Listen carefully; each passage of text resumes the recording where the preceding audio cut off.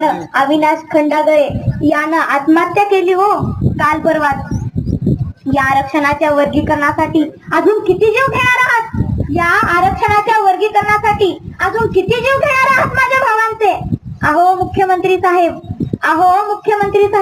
तुम्ही कायद्याला मानता ना, मग सर्वोच्च न्यायालयाने दिलेल्या निकालाची करा की अंमलबजावणी आणि निर्मिती करा आयोगाची आणि द्या आम्हाला स्वतंत्र आरक्षण. माझ्या इथे उपस्थित असलेल्या सर्व भावांना मला सांगायचं आहे, भावांनो, आपण सोमनाथ भाऊंचे मुलं आहोत. आत्महत्या करून मरायचं नाही. या